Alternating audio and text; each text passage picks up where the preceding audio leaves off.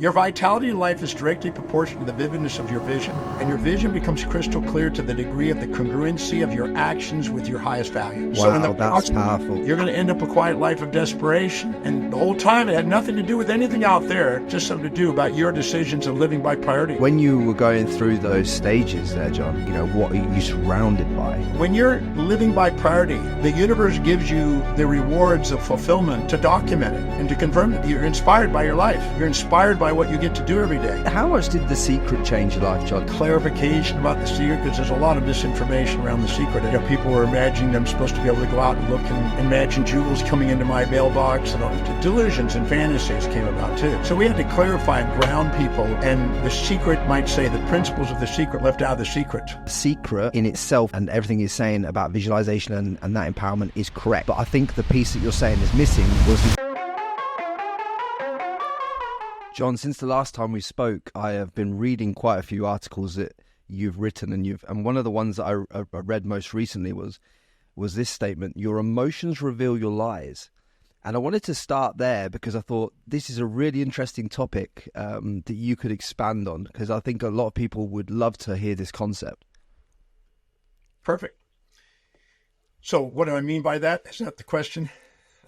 Yeah. I want you to expand on it. Yeah. Otherwise, I'd kill it if I tried to expand on it. May I develop it so I can not just make a brief answer that won't be probably appreciated, but maybe develop it a bit? Yeah, 100%. I want you to tell the whole thing. Yeah. We have a cortical, more objective portion of the brain, and a subcortical nuclei that's a little bit less objective, more subjective part of the brain. The objective one is a thrival, the subjective one is a survival. One is for self-actualization in Maslow's hierarchy, and the other one is basic survival. So the animal type of brain, you might call it, wants to avoid predator and seek prey. It wants to avoid pain, seek pleasure. Avoid challenge, seek ease or support.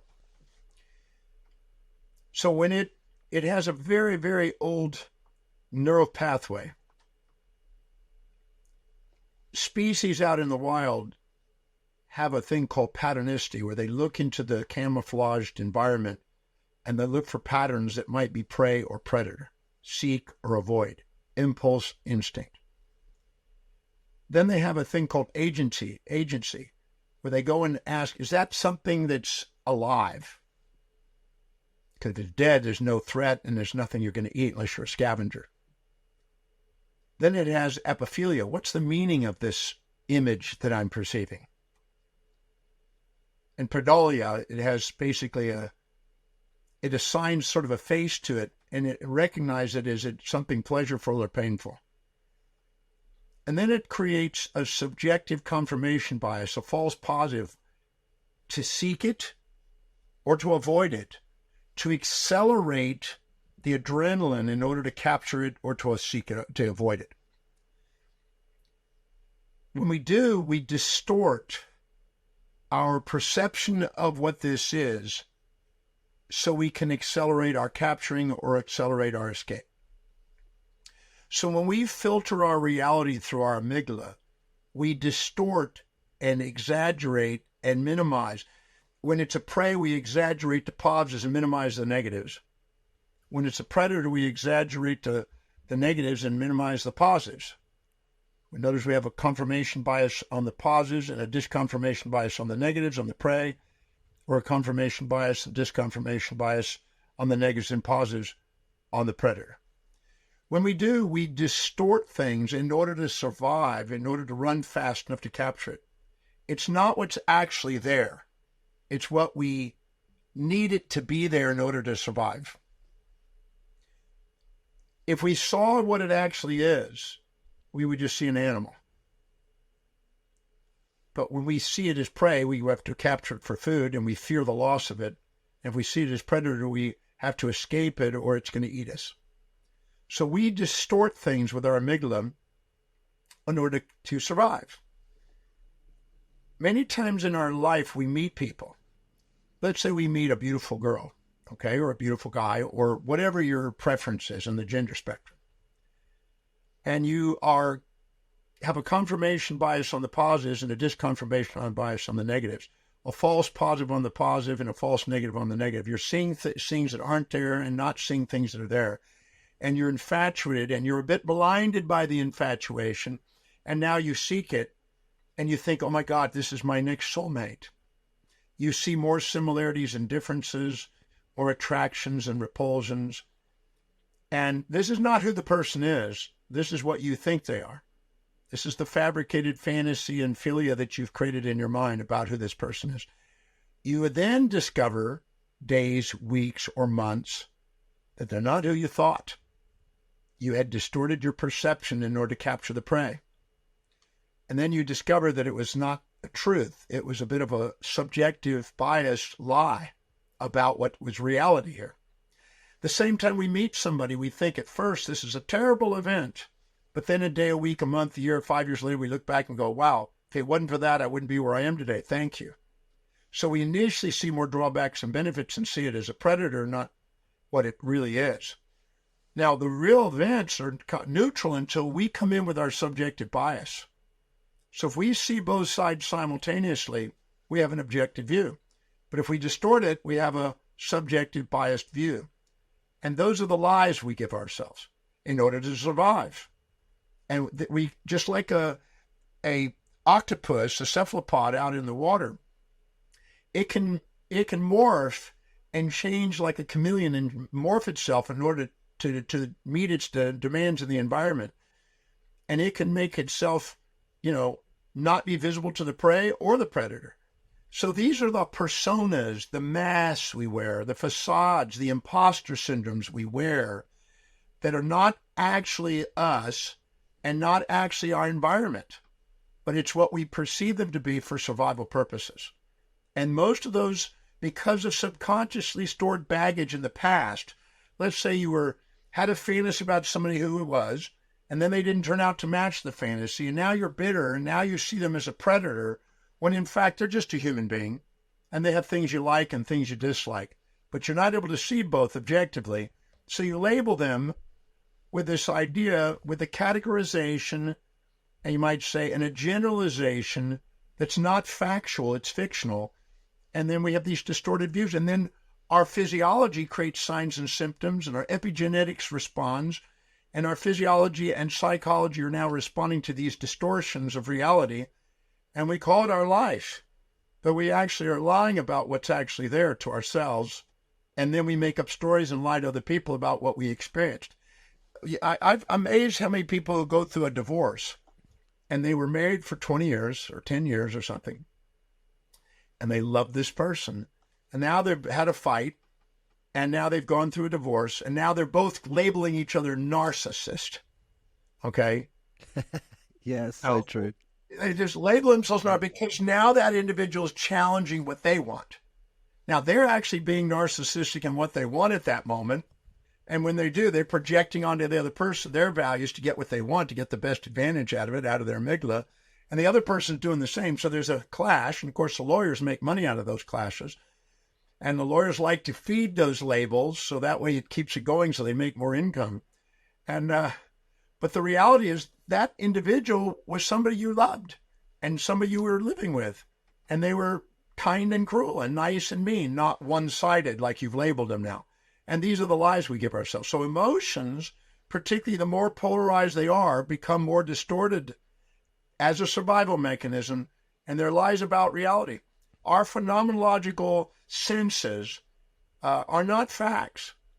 That's why there's been a division between realism and idealism. Is what we see out there really out there, or is it an idealism? Or is it something purely something of our senses and our mind and in our past experiences? The truth is it's a mixture. It's a mixture of both of those. But we distort it. And any degree of distortion is somewhat of a lie. And those can be extremely distorted when we say, my father was never there for me. My mom was always mean to me. Or a mild lie. They didn't want me. They rejected me. So we have distortions that go all the way to generalizations and absolutes, or we have relativity. That's why in the moral constructs, if we study morality, we'll see we have absolutes and relatives. We have people that are, black and white and gray. And that's because of the degree of subjective bias or objective truth. And we don't really ever get right to the objective truth in most cases. We just have some degree or another of the subjective bias. Therefore, these emotions, which causes you to either attract or repel, seek or avoid, are lies. Now, that's a long-winded way of answering that, but that's how I developed. So how do we get to the point then where we can drop these masks so we can so we can get to our true selves, and then we can stop, living this life where one person's wearing a mask, the other person's wearing a mask, and then we're two people in the middle caught up in this lie syndication thing that you're speaking into? How do we get to that point? Well, I don't want to promote a fantasy that we're going to get there and stay there, because that would be delusional. Because the moment you know something and you get to see both sides and see both sides simultaneously and have a really balanced equation, you get promoted to your next illusion. So off you go again on your next illusion. So I don't want to give a false idea that somebody's going to get there and stay there, but they can transcend and break through one distortion and go on the next, and then break through that and go on the next. Kind of like you can't brush your teeth and be done with it. Like brush them for like 5 days and be done, never have to do it again. You're going to keep brushing your teeth. You've got, biofilms on your teeth if you don't. So the quality of our life is basically the quality of the questions we ask. When we're infatuated with something, we're blind to its downsides. When we're resentful to something, we're blind to its upsides. If we ask questions that make us conscious of what we're unconscious and blind to, we can start to see both sides. And the more balanced we see both sides, the higher the probability of us now actually seeing a relatively objective truth about the individual. So it's about asking the right questions. I've developed a methodology, I call it the Demartini method, for the sake of that, to enhance seeing the hidden order in the chaos and seeing the balance in what was perceived to be imbalanced. And so it's a series of questions and cognitive questions that you then hold yourself accountable to answer so you're not blind. In other words, if I go and ask, okay, go to a moment where and when you perceive this individual displaying or demonstrating the trait, the action, or the inaction that you despise most, and in that moment, what are the upsides? And their tendency is to want to make it's all bad. There are no goods. Well, if you do, you're trapped in a moral hypocrisy. But if you go and look at it and you go, okay, what are the upsides? Is it made you more resilient? Has it made you less gullible? Are you now valuing yourself more? Does it make you expand your network and social network? Did it make you less obligated or less dependent on somebody? Did it make you go and do your due diligence and research things? How did it help you spiritually, intellectually, mentally, business-wise, financial-wise, socially, physically, and spiritual, all areas? How did it help your life and your relationships? If you ask that and hold yourself accountable, you can turn anything that occurs in your life into a balanced equation and see things as it is instead of the biases that you thought it was. So it's a case of going back, looking at it through a new lens and a new set of eyes, reframing it, and then relabeling it so that you're not labeling it as something that disempowers you moving forward. Well, take the label away completely. See, let me give you an example. 40 years ago, I noticed that I would point my finger at somebody and judge somebody. And then I thought, whatever I'm judging and emphasizing on somebody else, I'm doing the same thing. It wasn't hard to see. I'm pointing back, but three of them are pointing at me, and I was talking. And I realized, as Chomsky said, that language wasn't just for other people. It was also to hear what you were saying to others and know what you were really saying to yourself. And I went through the Oxford Dictionary, and I figured I would do a preemptive strike by going to the dictionary and looking for every possible human behavioral trait that we could have as a human being. I found 4,628 individual traits in the dictionary, the Oxford Dictionary, English Dictionary. And I went in there and I then wrote out, who do I know that displays that trait to the fullest degree, the most expressive of that trait I could think of. And I wrote their name outside, just little print, tiny little print. because this is a dictionary and it's only got a half inch to write on. And I said, okay, now, then I went into my life and I went, all right, John, go to a moment where and when you perceive yourself displaying or demonstrating this same specific trait, action or inaction. And where did I do it? When did I do it? Who did I do it to? And who perceived me that way? And I went in there until I owned it as much as I perceived this individual to doing it, where the seer, the seeing, and the seen were the same. I didn't see them above me or below me. I saw them as equal. Then I noticed it when I did, any judgment I had of that individual calmed down. And when somebody displayed that trait around me, instead of me reacting and labeling and generalizing, I saw a reflection of myself. I understood the context in which they're demonstrating it and had a better understanding of why they were responding to what we're doing and then what I could do about it and to maybe initiate a different response or to appreciate the response because we're all having it. I also realized that I was not a nice person. I was not a mean person. If you support my values, I'm nice as a pussycat. You challenge my values, I'm mean as a tiger. I'm not a nice or mean person. I'm a human being with a set of values. When you support my values, I'm nice. When you challenge my values, I can be mean. I'm a human being, and I have all those traits. I went through 4,628 traits. I found every single one of them in me. Every one of them. When I realized that, I realized, who am I to judge somebody else? And now when I see somebody and I react, I stop and immediately think of where I do that, and it calms it down. And I stop putting this moral hypocrisy onto myself and other people because I'm now expecting to be nice, never mean, kind, never cruel, which isn't possible. No human being is going to live that way.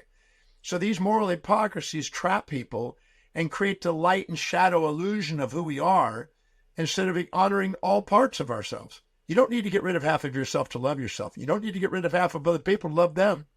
But if you don't see how their challenging behavior is you and how it serves you, you're going to think you're going to try to get rid of that which is unriddable and try to seek that which is unabateable. And the Buddhist said, 600 BC, the desire for that which is unavailable and the desire to avoid that which is unavoidable is the source of human suffering. So I found owning all the traits, identifying it, seeing both sides, understand the context, allowed me to appreciate people and less reactive to people, and to realize that when I'm looking at them and when I'm reacting, I'm pointing my finger, it's just me. If I'm not loving that in me, I'm projecting it onto them and then labeling them. What area of your life, John, did you find that you were judging most people or putting out into the world, pointing the finger? What area of your life was that most prevalent? Well, irrationality was probably the most consistent one. When somebody would, like I had an airline one time, I was at an airport and I checked in and they had a certain time frame that if you don't make it by now, you can't get on the plane kind of thing. And I was in line for about 45 minutes. So I was there 2 and something hours before, and they were inefficient in allowing people to get on the plane. By the time I got up there, it crossed a minute past the time it's supposed to be done. Now, I walk faster than anybody else. I can make up that minute, and I can easily get on that plane. No problem. I had literally an hour to still get on the plane. But the lady said, you'll have to go tomorrow. And so when I see irrationalities, that pushed my buttons. I had one the other day in London where somebody said, your visa won't work. I said, well, I just left the country with a visa that worked. And so they said, well, you'll have to buy a ticket to Hong Kong in order to go on this flight. And it was just irrationality. So I got my buttons pushed by irrationality at times. That's the most consistent one. So when you're getting your button pushed in that moment, you're in that London airport, they're pushing your button, they're giving you an irrational response. We can both agree that it's probably irrational what they're saying. How do you reframe your reaction so you're not reacting in this stress mode where you want to go and fight the world? Well, I can't say that I'm going to not do that. Sometimes that strategy works. That gets the job done. So I'm not going to judge that strategy. I own that trait.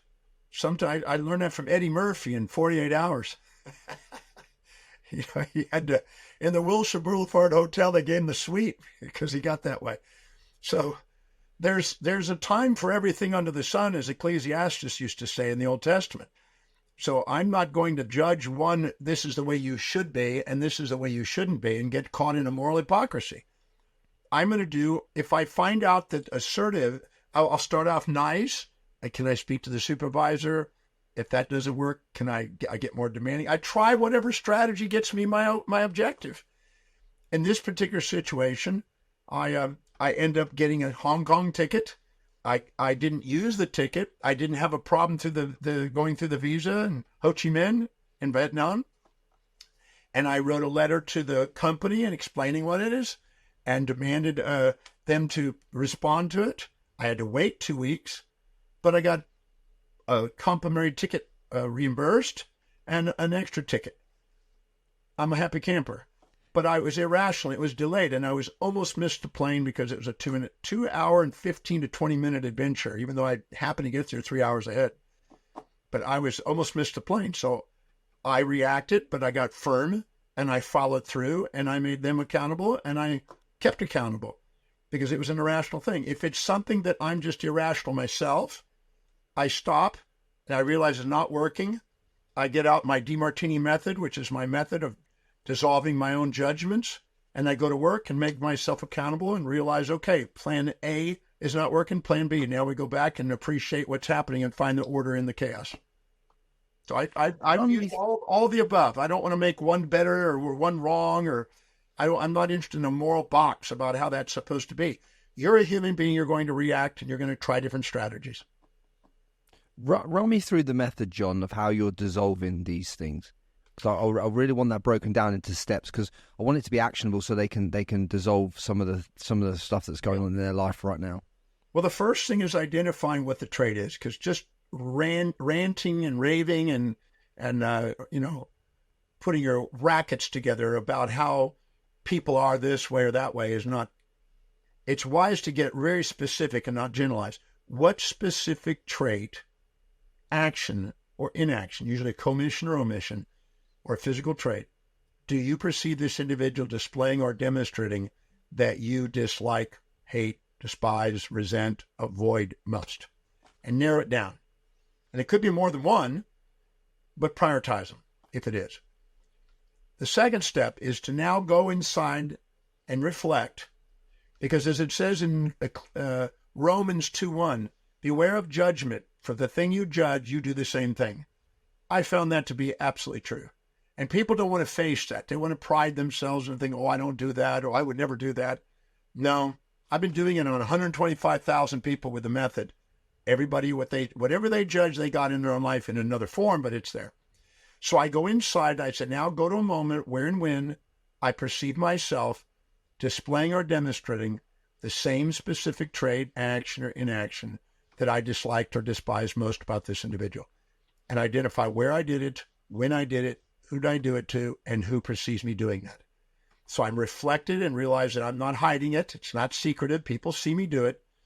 I do it. I've identified where and when. So I access the episodic memory in my hippocampus that my amygdala assigned a valency to, and I identify exactly where it was, when it was, so I can't lie to myself. I can't argue with myself. It's right there. And I go and do that, and I look again and again and again until I believe the quantity of my demonstration of the trait is equal to what I'm judging them. When I do, I level the playing field. All of a sudden, I realize what I see in them, I'm not too proud to admit, or if it's something I admire, I'm not too humble to admit. It's something I realize it's me. The reason I'm resenting them is because they're reminding me of me doing an act that I bought into a moral hypocrisy on, I felt ashamed of, dissociated into pride to try to deny it and dissociate from it. And now I'm reminding them and attracting people, because whatever I try to run away from, I run into, as Jung says, and I'm attracting people to point out what I'm judging in myself.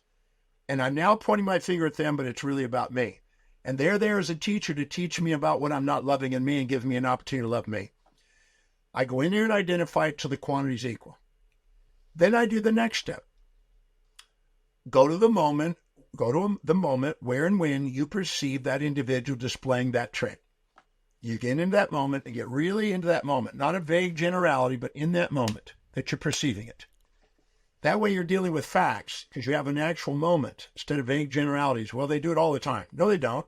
They do it at moments, an episodic moment. I go to that moment, and in that moment, how did it benefit me? How did it help me fulfill what's highest in my values? How did it help me intellectually? How did it help me in business? How did it help me financially? How did it help me in my relationship, my social life, my physical health and well-being, my spiritual path? And make yourself accountable to answer it. Because if you don't, you're the one that's disempowered. Because anything that you infatuate with or resent will occupy space and time in your mind and run your life until you finally balance it. So, and when you resent, you try to sleep at night. When you're highly resentful, you can't sleep. So it's nothing to do with them. It's everything to do with your perception of them. So if I go in there and find the benefit to what I thought was a drawback and level it until it's neither positive nor negative, I'm not even judging them in the first place. I'm now extracting meaning out of my existential experience and now grateful for what's happened. I see the benefits and I realize I'm not a victim of my history. I'm a master of my destiny. I took my event and turned it into something that is now fuel for opportunity, and now I've learned something. So then I don't have a stored slate in my subconscious mind of my wounds that I'm now running around and avoiding predators over, and oh, that person reminds me of it, and having associations and anxieties. I've cleared it. I'm just now freed of it. Then I go to the next step. Now, John, go to a moment where and when you perceive yourself displaying or demonstrating that trait. You go back to those same moments you've already listed. And in that moment, how did it benefit the individuals you were involved in, that you displayed it to, or that perceived you? And you go find it out, which dissolves your shame and your guilt, which is the reason why you're reacting in the first place. The reason I know that is because I can take people that resent somebody, help them find out where they do it, find out the benefits of when they've done it, and all of a sudden they're no longer resenting the person that's doing it, without ever dealing with the person that's doing it, finding the benefits of when they did it. Once I level the playing field and dissolve my own shame, because I bought into some moral hypocrisy that probably came from some, politician or religious person that's promoting something to keep people disempowered. That's, the fastest way to disempower people is to promote an idealism that nobody can live by, that they feel guilty that they're not, and then they're trapped. And then they give their power away. Wow, so that's powerful. Yeah, and then the process of doing that, once that's level, I'm already grateful. I'm not upset. Then I go and do another little check. I said, now go to a moment where and when you perceive the same individual displaying and demonstrating the exact opposite behavior of what you see. Because sometimes we want to label people. They're always mean. No, they're not. The guy that you're divorcing, you were married to for 15 years. If he's always a narcissist and always mean, why would you marry the guy? That's you're just making an idiot out of yourself for marrying someone. So if you look really carefully, you realize that they also have the other side. But we tend to generalize it, distort it, and we're under survival mode. But if we go and look at where do they have the opposite side, we find out they're a human being, just like we are, with both sides. They can be supportive, they can be challenging. What are we doing that's initiating the challenging side? We're not looking at our role in the dynamic, because there's always a dynamic going on. So once we find that out, we stop the label that generalizes who they are, and we get specific in moments, and in those moments they behave that way, but not always, and not even more than 50-50. They do the opposite side. Then I go to the moment where they're doing the trait, whatever it is. Let's say they verbally criticize or something. And in that moment, I go into that moment, identify where it was, when it was, what the content was, what's the context, who they did it to, which is me. And in that moment, I close my eyes, I get really present, and I find out who is doing the opposite at that moment. Because Wilhelm Wundt, father of experimental psychology, said in 1897 in his book, The Principles of Psychology, when we see both sides of an experience at the same time, we don't have an emotional lie in reacting to it. We just see things as they are, not as they actually are, not as what we just realized. But so I go in there and I find out who is doing the opposite at that moment. Because our mind and our brain has to have contrast to perceive. If we're in a completely black room or a completely white room, we can't see. But if we see a contrast, we can differentiate. So in that moment, your mind will automatically bring homeostasis to the psyche. Your brain will do that and will automatically create, in reality or virtual reality, the opposite. It's called an anti-memory. And it will basically homeostate the brain that way to stabilize the emotions based on hedonic adaptation. In the process of doing that, it'll show you the other side. And when you see both sides, you realize I wasn't even in a one-sided environment. I actually had both at the same time. I subjectively biased my interpretation of my reality at that moment and created an emotional reaction that had nothing to do with what was out there, but what I made out of it. Then I do one more little question after I've neutralized that. And then if they were to do the behavior that I fantasized, that I compared their actions to, that I fantasized and wish they would have done, which is my addiction to a fantasy, what would have been the drawback to me if they had done it the way I hoped? And then you'll find out that you're carrying around fantasies from past wounds to escape past wounds. Let's say you were raised and somebody verbally criticized you. Now you're looking for praise. And your addiction to praise is now projected onto the world. And the more you're addicted to that, the more you become dependent on people. And the more you attract the person that verbally criticized you to set you free from your dependency. And you need that person to make you stand up and become more resilient, adaptable, and more entrepreneur-like. So then you start to crack the fantasy you're comparing them to, which made you label them and judge them in the first place. When you get through with that, all you're going to have is a thank you, a tear of gratitude, a feeling of love for this person, and you're going to realize it had nothing to do with anything they did, it had everything to do with your interpretation of reality. And that's liberating. It was Epictetus who said in his times, the Stoic philosopher, he said, first we go through life and we're on our journey, we blame things on the outside and give credit to the outside. The devil made me do it. Jesus is going to save me. Then we go and we move down our journey of personal development. We start to realize, no, it's really blaming and giving credit to ourselves. And then we further down the track, we eventually realize there's nothing to blame and nothing to give credit to. It's all a reflection, and it's all teaching us how to be authentic and balance our equation and see the objective truth of love that's there. You know what, John? I think you've just helped me become very peaceful to a situation that happened to me shortly after I spoke to you last time.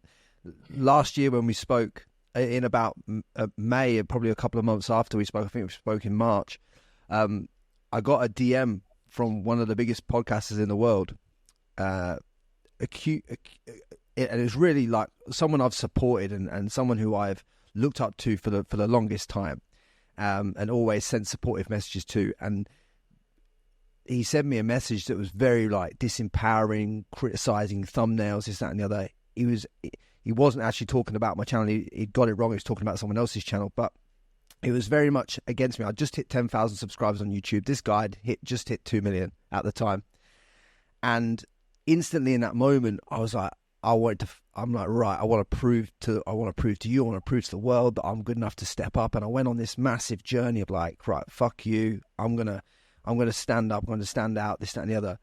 And when you were just going through that whole scenario right there, I was like, wow, there's another perspective on the other side of this that I've not seen, that I've not sat with and sat in and had empathy for and everything else. And it's just, it's I suppose I've just been, I suppose you can tell me this, I suppose I've just felt the need to go and prove myself at a higher level because I feel like I've been criticized by someone who I've looked up to, right? Yeah.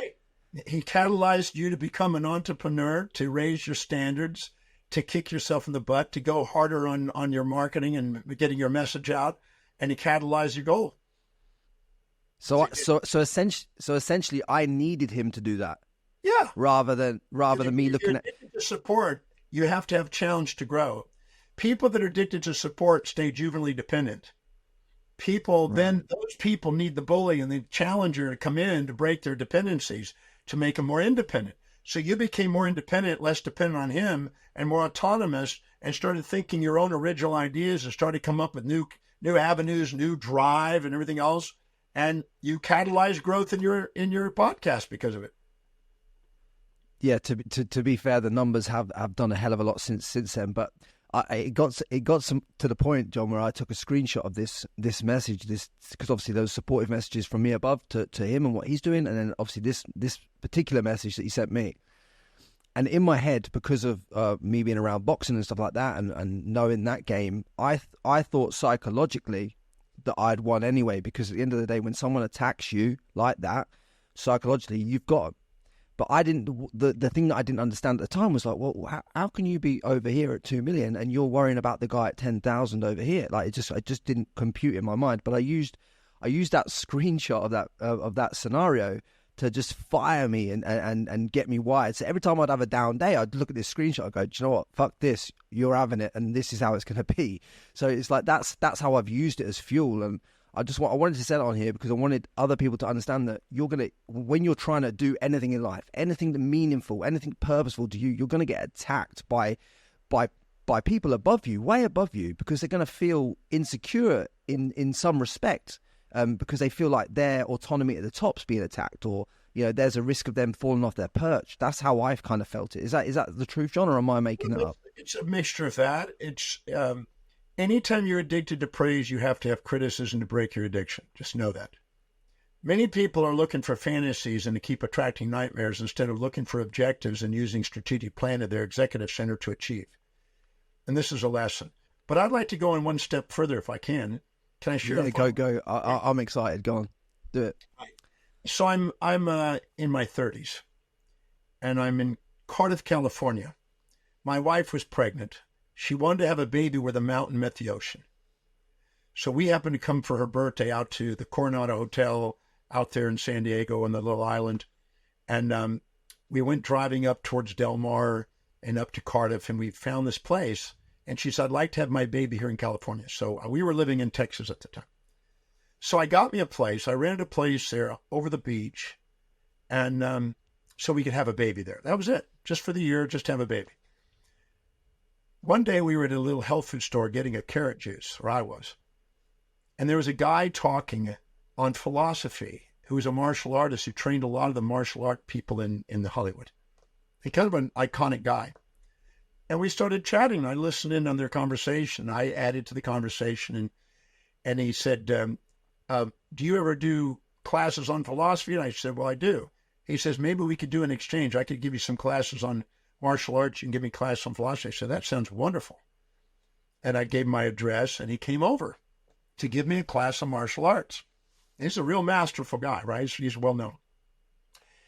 So we're in the living room. We're looking out over the beach. And he stands before me, and I stand before him. He bows, and I bow. He said, right, our first lesson. And I'm thinking, okay, I'm going to learn how to do, cool martial arts. He says, I would like for you to attempt to kill me. And I thought, I don't have a desire to kill you. Why would I want to kill you? He says, well, then you don't want to be a student of mine. I need you to attempt to kill me, to give you your first lesson. I said, well, if I do succeed in killing you, I'm in trouble and I don't get the lesson. So why would I do that? That seems irrational. He said, do you want to be a student? I said, well, I'd like to learn from you. Then attempt to kill me. Okay, I guess I'll try. So I got there, and what little I knew, I did this punch. And I thought pretty fast. I thought, and all of a sudden, he just gently stepped aside, deflected it, grabbed my hand, which is in a fist, and pulled my hand and rotated it, which was a Hapkido maneuver that made me come off balance. It was painful. And then he pulled it and he kissed me on the cheek. They put me back on my feet. He said, you did not succeed. Please try again. And so this time I went from zero interest in killing him to about 3% interest in killing him now, maybe 5%. Because he made kind of an idiot out of me, right, when his first move. So now I do this forward kick, right? And he just relaxedly deflects it, grabs my foot, twists it, pulls me off balance. I'm hopping, kisses me on the cheek, puts me back on my feet. And I thought, okay, I guess I'm not doing so well on this. Certainly haven't hurt him in any way. He has just relaxed and just done dancing, And so all of a sudden now I'm about at 10% interest in wanting to kill him. It's going up. I'm actually going to try now, to try to see if I can hurt the guy. And so I do this back kick. And again, he takes my foot, pulls it off balance, puts me in a Hapkido maneuver, makes me hop, kisses me on the cheek, puts me back on balance. And then after I got through, I realized I'm not getting anywhere. It's not even, no matter how hard I'm trying, it's nothing to him. So then he stands in front of me and he bows again. And I bow. And he says, my first lesson for you. I said, yes. He said, to the neophyte, a neophyte will perceive attack. To a master, there is no attack.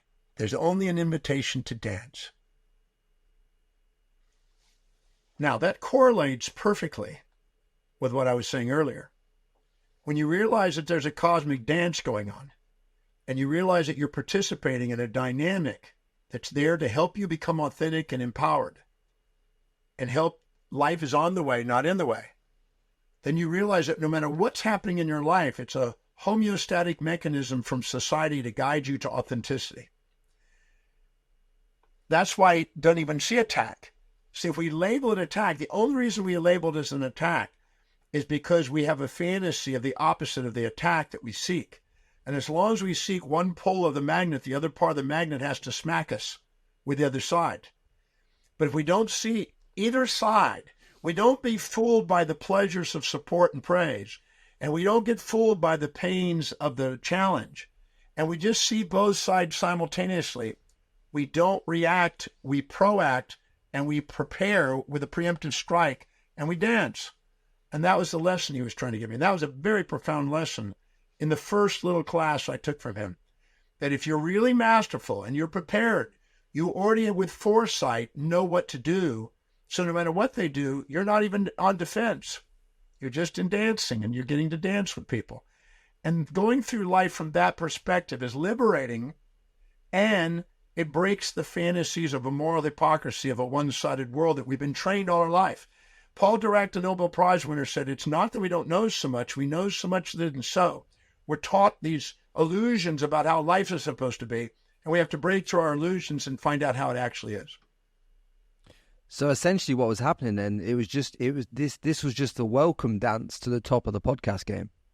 Yeah, exactly. That's what it was essentially, because you wouldn't message me unless that was the case.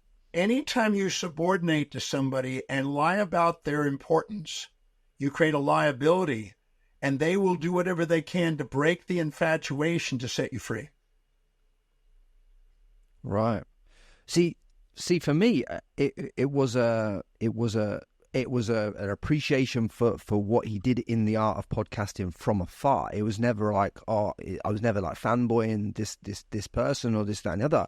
I just appreciated him. So this message to me came out of the blue, like it was like completely left-sided. I was just sat there in my room in Dubai. I just done a podcast that day, and then boom, this thing came through. I'm like, where's this coming from? At that moment, you were addicted to support and praise. That's why you attracted. Right. Yes. Right. Okay. So Yes. That moment, you were proud of yourself. Anytime you get proud, arrogant, right, excited, manic, you attract tragedy and criticisms and challenge to bring you back into authenticity, because that's not who you are. That's the facade. That's the delusion of who you are. So how do I break that facade? If you don't govern yourself from within, you have to be governed from without. Right. So essentially, then the universal, the laws of the universe and the laws of energy there were bringing the paradigm back into alignment. Perfect. Now you're thinking wisely. Now let me give you an example. When I was in practice, in my early 30s, I started practice at 27. Between 27 and about 30, I would have a big day in my practice. I'd see a lot of patients, make a lot of income. I start to think I'm somebody, right? I'd puff myself up a bit, think I was a doctor, touch me, you'll heal kind of thing. I was exaggerating who I was. And then I would come home and my wife would nail me. And I thought, God, she's toxic. I'm a king. Why is she not treating me like, a king? Everybody else is, right? All my patients are. And she was doing her job. She was bringing me back down to a human being. And I was exaggerating who I was because I was putting emphasis on what I was doing and blind to what I was not doing. And then I noticed if I had a really down day, really felt really down, she'd lift me up. And I thought, isn't that interesting? My spouse is doing what it takes to keep me in equilibrium. And I was under the addiction and fantasy at that age that I wanted more praise than reprimand. See, as long as you're in the amygdala, you're going to be searching for praise without reprimand, peace without war, pleasure without pain, nice without mean. And that's where all the moral hypocrisies are. In the amygdala, it's an animal behavior. It's not a godly thing. It's an animal behavior that we make up. So what I did is I did an experiment. I'm a researcher. So I asked before I went home, I asked a series of questions. What names of patients did I overlook and forget? What procedure did I overlook? What anniversary, what birthday did I not acknowledge? What staff member did I not thank? What procedure did I forget? And I went through and asked about 30 questions. And when I got and answered those honestly, I wasn't elated. I wasn't puffed up. I was centered again and present with my patient instead of thinking, oh, it's about me. I'm so great. When I came home, my wife didn't nail me. My wife was present with me. And I went, wow, as I'm governing myself, the world around me changes. And then the same, when I'm down, I have a day where I feel like I didn't accomplish what I hoped. I realized that I had a fantasy based on the pleasures of those days I was cocky. And I got addicted to that high. And therefore, if I didn't get that high, I felt low. You know, depression is a comparison of your current reality to a fantasy you're addicted to. So I basically then go, well, who did I thank today? What procedure did I do? And I asked the same questions in reverse. And I didn't go home from the office until I was centered and had a tear of gratitude for the ability to serve and be in practice with patients and with staff. So now the staff, the patients, and myself are not on imbalanced ratios. There's a sustainable fair exchange and equanimity and equity going on in the business all of a sudden. I'm in a state of equanimity, I'm balanced, and I have equity between my staff and everything. Because I need them as much as they need me. I'm not the big guy. I need them. They do things that make it possible for me to do what I do. And the same thing with the patients. Without patients, I'm out of business. When I came home centered, my relationship was more powerful, more stable. And when I looked at the trajectory of my business on my stats, my business was more inclined without the volatilities because I governed myself. So if you're not executively governing yourself, the world around you, it steps in to govern you. And the events in your life that you think are in the way aren't. They're breaking your addictions to the fantasies that are in the way. And now they're all on their way to help you become more authentic. Quick one for you guys. This podcast is sponsored by contentremover.com. As many of you are probably aware, I set up contentremoval.com in 2017 to help people remove all forms of online content. And I've looked after some of the biggest names and brands in the world doing it. And I would love to help you if you're struggling. If you're struggling to remove images, videos, search results, fake accounts, or anything online, go to contentremoval.com and we'll help you today. So in essence, it's all about if you overthink yourself or you're overexpanded. Like for argument's sake, in that moment in my life, I was going through a massive period of growth. Like everything was happening. Every video was getting 100K views at that particular time on YouTube. I'm like, wow, this is great. I've been working all these years. It's finally starting to really, really go. And then, boom, that DM comes in, and I'm like, wow, that's essential. Yeah. See, I learned a long time ago that most people are addicted to success and fear failure. I have no interest in success or don't fear the failure. I'm a man on a mission. The mission is down the center. And I use both success as a sign that I'm blind to the downsides, and I use failures that I'm blind to the upsides. And when I bring those into balance, I'm doing what I love and I'm on my mission. So I'm a man on a mission. I'm not a person dedicated or dictated by the idea of success. When people come up to me and say, oh, you're a success, I go, according to what? According to what criteria? You may think I'm a success because you happen to project your values on business on me, but your wife may think I'm a workaholic and thinking I'm not with my kids. So it depends on the context. You can make a heaven out of a hell or a hell out of a heaven based on the context of your perceptions. So I don't attach to those because all they do is cause these emotional distractions. I just focus on my mission. I prioritize my daily action. I dedicate to what's highest in priority. I delegate everything else, and I stick and do what I can't wait to get up in the morning and do and be grateful for it. When you do, other people are going to label you all kind of things, but that doesn't mean anything. You know, the opinions are the cheapest commodities on earth, and that which circulates the most usually has the least value. But if you give power and credit to somebody that's above you or below you, and you feel inferior or superior, you're distracting yourself from being yourself. So I don't waste my time on that. I don't find that productive. I just focus on my mission. Don't compare yourself to other people. Compare your own actions to your own values and stick to what's priority. If you do, you'll go farther. So even the thought of you thinking that someone else is doing well and you thinking that thought is like you... Distracting. Sorry? It's distracting. Right. So, right. You can't even think in your mind. Are you focused on your client? Are you focused on the moment? Are you in the moment? Or are you comparing yourself to somebody else? Let me give you another analogy. Imagine you have 3 beakers of water in front of you. One is at 40 degrees, cold. One's at 72 degrees, tepid. And one's at 140 degrees, hot. And you have a thermometer in each one. And you do an objective reading of it. 40, 72, 140. Now you put your hand into the one that's 40, take it out, and guess, what's the temperature? And you'll go probably within a few degrees, 40. Then you go and put it in the tepid water. What's the temperature? Oh, about 72. Then take it out, put the hot one. Ooh, that's about 140. And you'll guess pretty close. But if you put your hand into the cold and leave it there for a few minutes, pull it out, stick it in the tepid, you'll think it's 90 degrees because of the law of contrast. If you put it in 140 and you barely keep your hand in there, take it out, stick it in the water, you'll think it's 50 degrees. You'll distort your reality. So the second you compare yourself to people above you or below you in temperature or in, you might say, position psychologically, you're automatically going to distort your perception of you. And this is a dysphoria. This is a kind of a dysmorphic perspective of yourself. Women do that very commonly when they see a prettier girl with thicker hair. They'll think their hair's too thin. Or they think they got a nicer butt, and they'll think their butt's too big.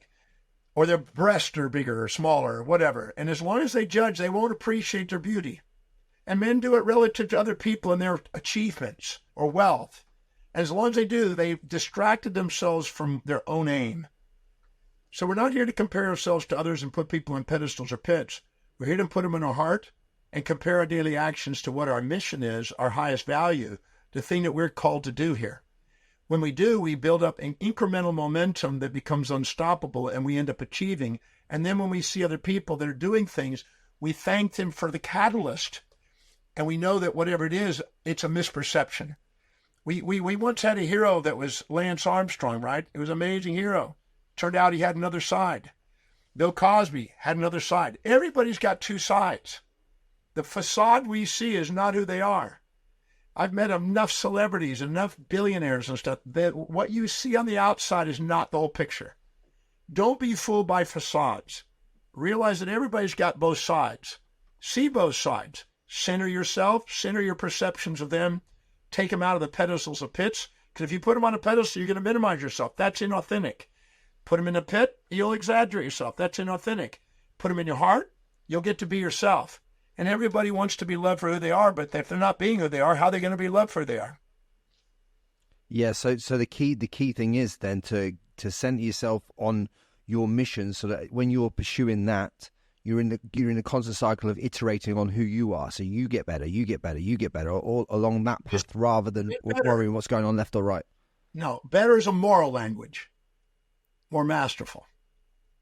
I don't use words better, worse, good, bad, right, wrong. They're moral hypocrisies. They're labels. More masterful, more refined in my skills, and more masterful at my ability to communicate and deliver my service. Better, I don't like to use the word because it's a moral language. Let me give you another reason for that. So I went and I did a program to a group of people on how to be more effective and efficient in time management. And this guy was attending that. And when he did, he went back to his work and he started producing way more. He got a promotion. He got a raise. He got acknowledged. And the boss said, man, ever since you went to that seminar, you have been on fire. That seminar made you a better person. Labeled him. But his wife had a higher value on children and her husband being home.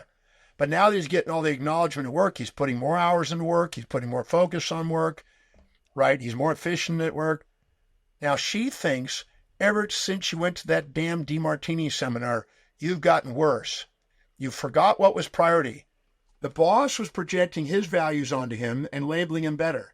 The wife is projecting her values on him and labeling him worse. He's neither. Those are moral traps. They're illusions of comparison and laws of contrast.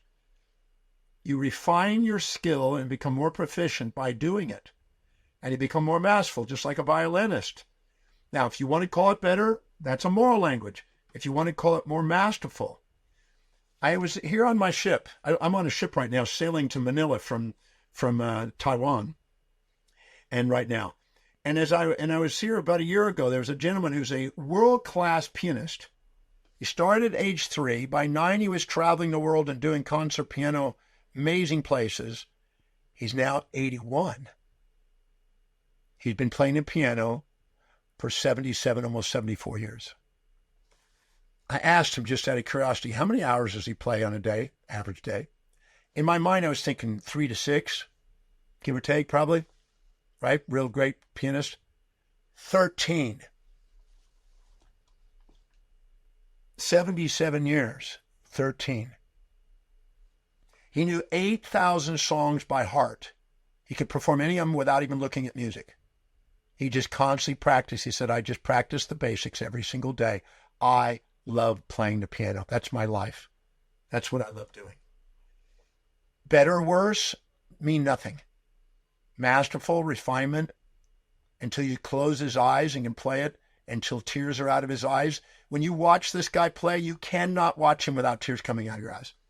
You've seen it when America's Got Talent or London's Got Talent or whatever, and you see those little kids get up there and they do extraordinary performances and you get tears in your eyes.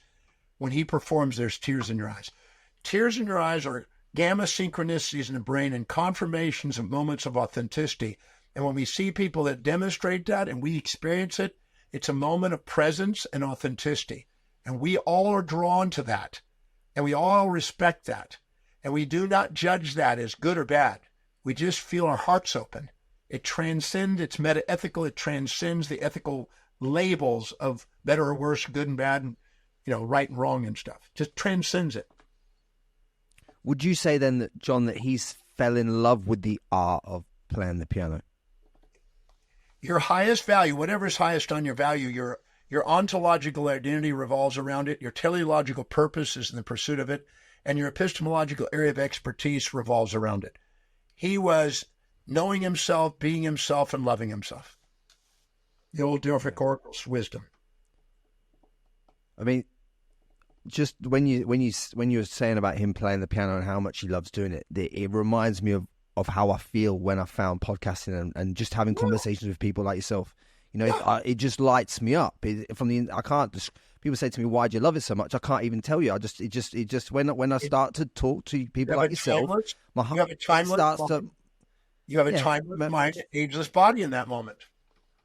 Yeah, my whole body just opens up, and I feel like, oh, well, this is me. I can't describe it. I don't think that podcasting or it's for everybody. There's a lot of podcasts out there. I don't feel like they all love it like potentially like how I feel. But I just think what you've got to, your whole purpose in life is to find what makes you feel that way and then do that. That was piano to him. That's with what you're doing with the breakthrough experience and changing people's lives and educating people. That's how your heart opens. And I think you've got to just get to the point where you find that for yourself. That's it. So how I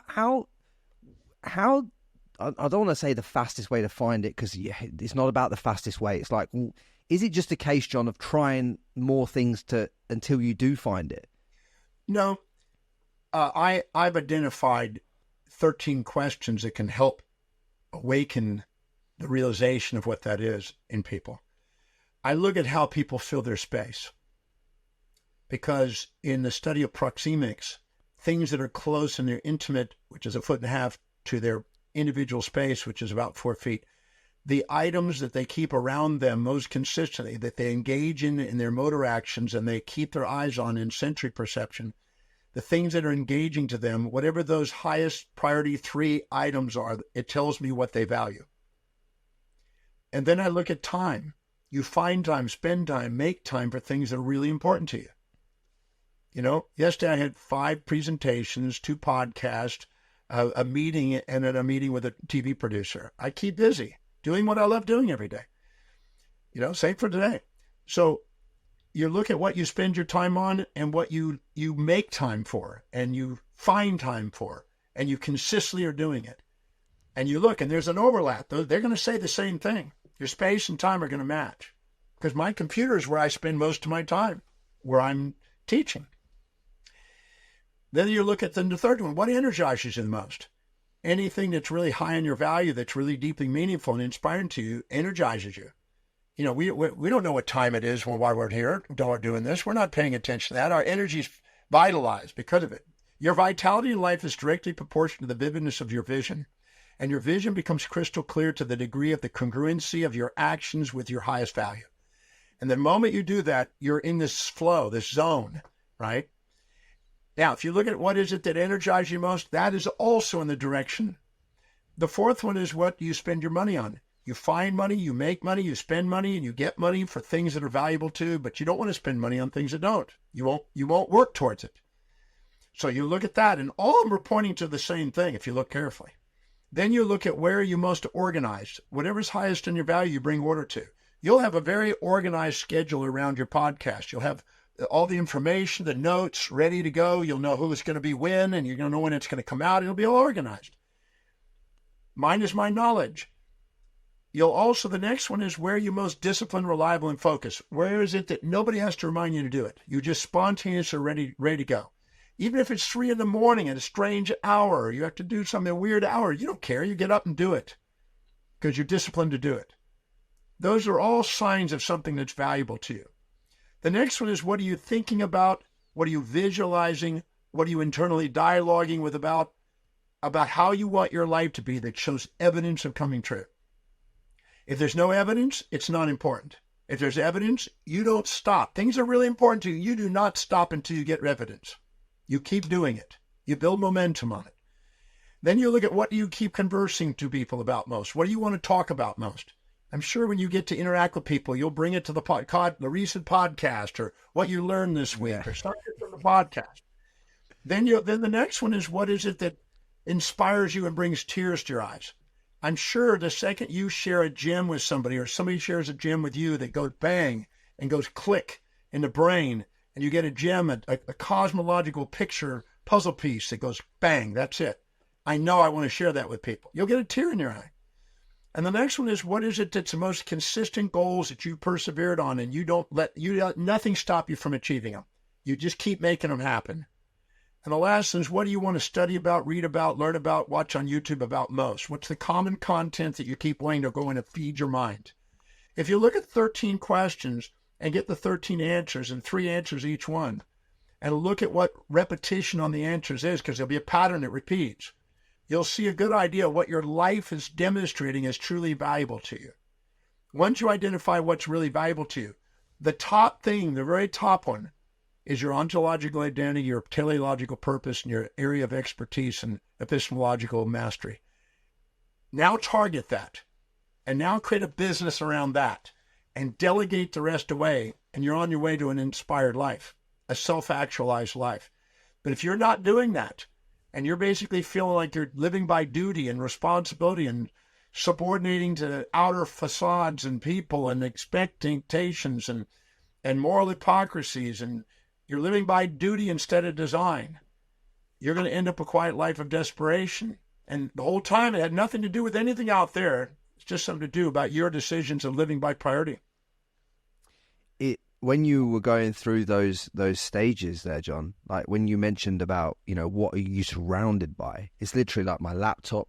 I've got a suitcase full of a small suitcase of clothes, and then a massive suitcase full of like podcast gear, all the lights, all the cameras, everything to produce this, because that is my highest purpose. I feel in this moment is to produce content. So like what you're saying is true, because I look around the room, it's like everything here that is around me. It's not about going out and looking great for dinners. It's about podcasting. It's about, how can I, wherever I am in the world, how can I be in the position where I can go and record a piece of content with someone like yourself? And the real thing that lights me up about it is, like you said, it's that when I get that DM from that person or that message and it says, John, this bit of content changed my life. It changed my relationship with my family. It changed my business. I made more money when I did this. That's what lights you up. You know what I mean? Yep. I learned a long time ago, way back, 42 years ago, even before that, to document the metrics daily.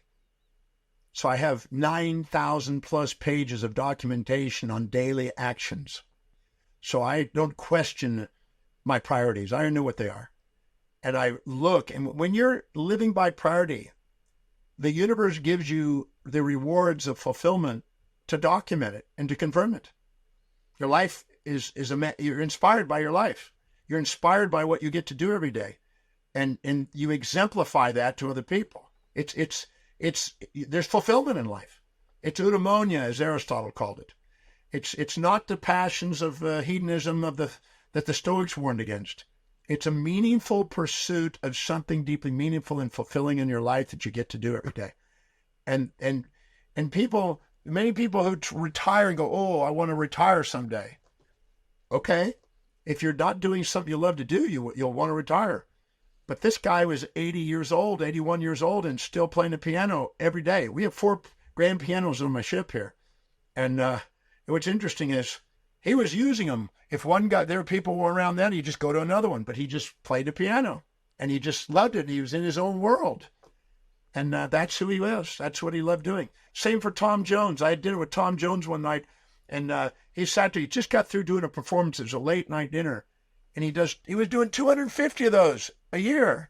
And he'd drink a glass of wine. He'd then get up in the morning. He'd have his protein shake. He'd go and work out. He'd do his scales. He'd prepare for the next performance. He says, I love singing. Now, he's 80 years old here. He loves his singing. John, when I wake up in the morning, the first thing I think is how grateful I am that I found something I love to do. That is literally like the first thing that comes to my mind, because for so many years I was pursuing things that I thought would get me a little bit of outside admiration, whether it be as a boxing trainer or this, that, and the other, but never really, when I got home and sat with myself, never really did I feel, right, I'm in alignment here. But I kept denying it to myself and denying it and telling myself, no, it'll get better, it'll get better. But when I found the podcasting and the communication and doing all this kind of stuff, that's when I was like, wow, this lights me up. But I just want people to know that I didn't find that until I was like into my 30s. Like, so you don't, it's not a case of like, you don't, if you're 21 listening to this, yes, you can find it, but maybe you've got to go on the pursuit of trying some other stuff in order to do that. You don't just wake up one day and bang, it's there in your face. Well, it doesn't matter when it comes, really, ultimately. I mean, if it comes early, fantastic. But if you're 60 and you do it, or 70 and you find it, so what? You found it then. But now use your time effectively now. Now do it. But if you don't fill your day with high priority actions that inspire you, your day is going to fill up with low priority distractions that don't. And that's not a flaw. It's not a mistake. It's not a weakness. It's your physiology and psychology doing its job to guide you to what is authentic. John, I want to speak into this movie that you've just made, because I know you've just started to put into place, and there's been premieres of this movie. What is this movie about, and why have you made it? Well, I didn't make it. I was asked to make a movie about my life and what I'm doing. And there's a gentleman who's in Malaga, Spain, who is actually the movie producers. Him and his wife are the producers. I didn't make it. They said that I was a producer only because I gave feedback occasionally, but 90% of it is their creation. And they went around and filmed me in various places around the world as I was lecturing and speaking and working with people, etc. And they put it together in a beautiful movie called The Breakthrough Movie, or Breakthrough Movie.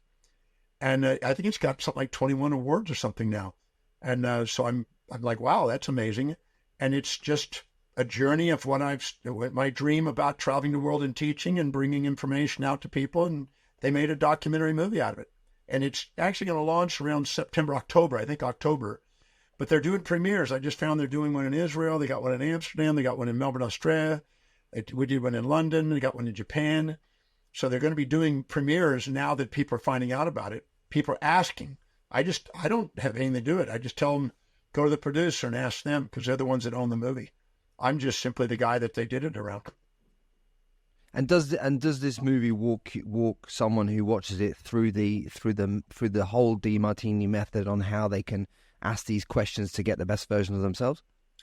Yes, it's me doing the Breakthrough Experience, which is the signature program I've been doing for 35 years almost. I've done it 1,215 times. And it's highlights out of that, and it has bits on the Demartini method. It has things on what we teach them in the Breakthrough. It's about how to master your life. But bottom line is how to master your life, how to live an inspired life, how to do something extraordinary and amazing with your life. And I'm very pleased. I'm grateful that he put it together. What can I say? Like I say, he just asked me. I was in another movie that he had done. I've been asked to be in a lot of movies, I think 55 movies now. And he asked me to be in another one. And so I got to do a couple with him, just little, I guess you get cameo moments in the movie, like The Secret, just little brief moments in the movie. And then he said, what about doing a movie about what you're doing? Because you're changing lives and we're seeing it. We can see it in the docos we've done. What if we do one on you? And I said, great. So he raised the funds and did the whole thing. And off we went to the races, and he produced a movie. But COVID started right after that. We started filming a week before COVID. So we got delayed during COVID for a year and a half. And then we got back into they could film it again. How much did The Secret change your life, John, when obviously that came across the bow for you? Well, I was speaking around 300 to 350 presentations a year before The Secret. And for about 2.5 years, there was a bit of a spike, more speaking opportunities, more clarification about The Secret, because there's a lot of misinformation around The Secret, as you imagined. People were imagining them supposed to be able to go out and look and imagine jewels coming into my mailbox, and all, delusions and fantasies came about too. So we had to clarify and ground people, and The Secret, might say the principles of The Secret left out of The Secret programs. So that catalyzed that, and it also got my name out there a bit more, and it got me into more opportunities to do more films. So I'm very grateful for that. But it also, if you take it out of context, it can also mislead people thinking that they can do nothing and just visualize something and have this massive life. I was grounding people because I don't know. The people I know that do extraordinary things put in extraordinary effort. They work. They get refinement. So I remember watching Conor McGregor talk about The Secret and how the book had changed his life. But the one key thing I think people have to understand, which is what you've just said there, is that Conor McGregor, yes, he visualized everything he did. He visualized it, and he would shut his eyes and he'd play it like a movie in his mind over and over and over again. But alongside that, he would go to training every day. He would put in the work. He would take the actions needed. And I think that's what you're trying to articulate now. The Secret in itself and everything you're saying about visualization and that empowerment is correct. But I think the piece that you're saying is missing was the actions that need to be taken alongside that. There were two things in The Secret that I felt was missing. One is action. It wasn't emphasized as much. The original version of The Secret there was an original version that no one saw.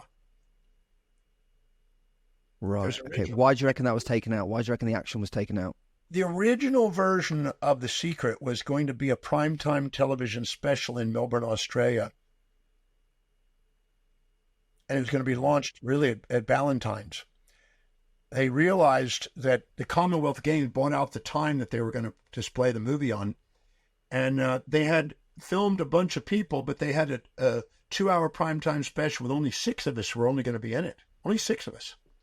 I actually found the commercial, the original commercial for it. You can find it on YouTube if you look. The original commercial that was me talking about finding the secret, reading the Greek text and finding the secret. But when that got deleted and the Commonwealth Games bought out the time, they decided to go on Vivita's DVD and go global. And they put this massive marketing initiative together that was brilliantly done, that made it go viral. And everybody wanted to see it. And it went just gangbusters across the world. Every country knows about The Secret. I mean, literally just went to spread across the world. And they were watching it. Wherever it was being played, they showed it on this little map. So it was popping up around the world, and it was like, what is this thing?